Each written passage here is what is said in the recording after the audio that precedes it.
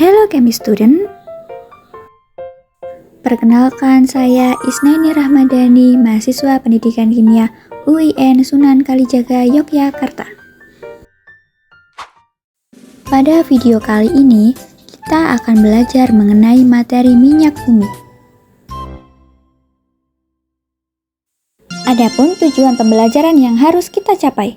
Yang pertama, dapat menjelaskan proses pembentukan minyak bumi.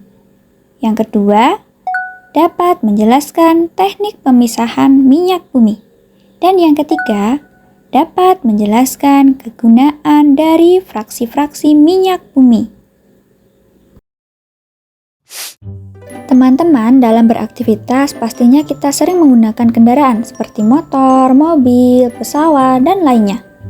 Nah, kira-kira bagaimana ya kendaraan tersebut bisa berjalan?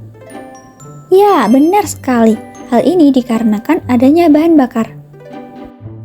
Bahan bakar merupakan produk olahan dari minyak bumi, seperti bensin, aftur, solar, dan sebagainya. Untuk mengetahui apa saja hasil olahan minyak bumi, yuk kita simak video penjelasan berikut ini. Minyak bumi dalam bahasa Inggris disebut dengan petroleum, di mana petrus artinya batuan atau karang, dan juga ada oleum yang artinya minyak.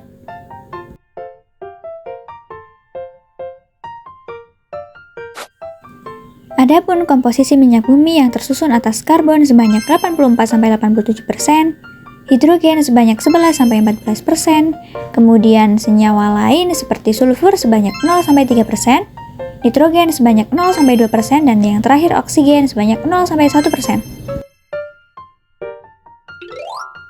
Minyak bumi termasuk ke dalam salah satu energi yang tidak dapat diperbaharui.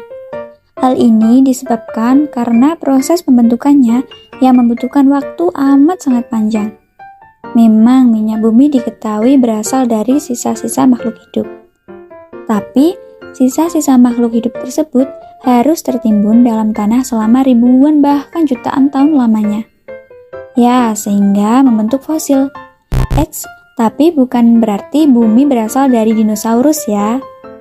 Hasil yang dimaksud adalah fosil jasad renik seperti mikroalga yang mengandung silika, cangkang hewan yang sangat kuat, atau bahkan serbuk sari dari tanaman.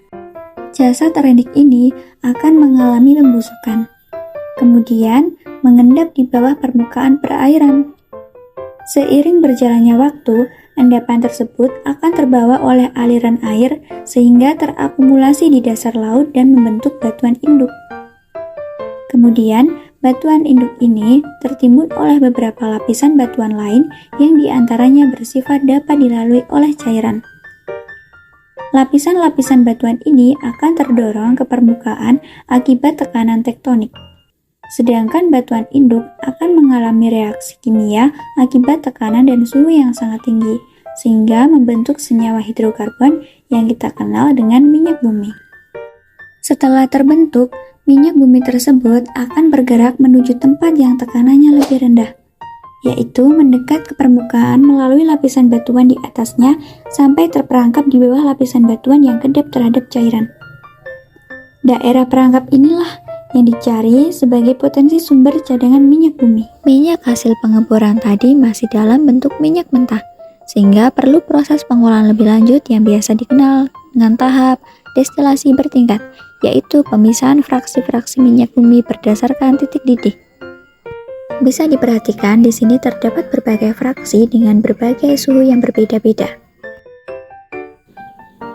Kegunaan fraksi minyak bumi yang pertama ada gas LPG yang memiliki atom karbon C1 sampai C4 dan titik didih kurang dari 25 derajat Celcius. Kegunaan fraksi minyak bumi kedua yaitu nafta yang dimanfaatkan sebagai sintesisnya organik yang memiliki atom karbon C5 sampai C9 dan titik didih 25 sampai 60 derajat Celcius.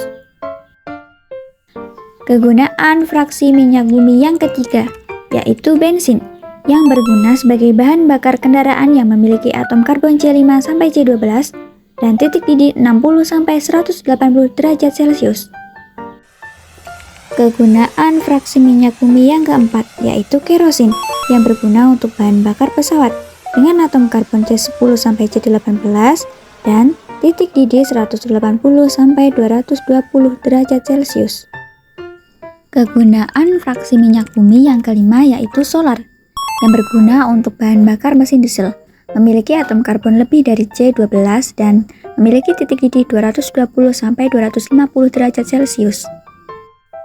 Kegunaan fraksi minyak bumi yang keenam yaitu pelumas atau oli. Memiliki atom karbon C20 sampai C50 dan titik didih 250 sampai 300 derajat Celcius. Kegunaan fraksi minyak bumi yang ketujuh yaitu minyak bakar yang berguna sebagai bahan bakar industri dengan atom karbon C20 sampai C70 dan titik didih 300 sampai 350 derajat Celcius. Kegunaan fraksi minyak bumi yang kedelapan berfungsi sebagai bahan pembuat aspal jalan dengan atom karbon lebih dari C70 dan titik didih lebih dari 350 derajat Celcius. Demikian pemaparan materi mengenai minyak bumi. Thank you for watching and see you again, chemistry student.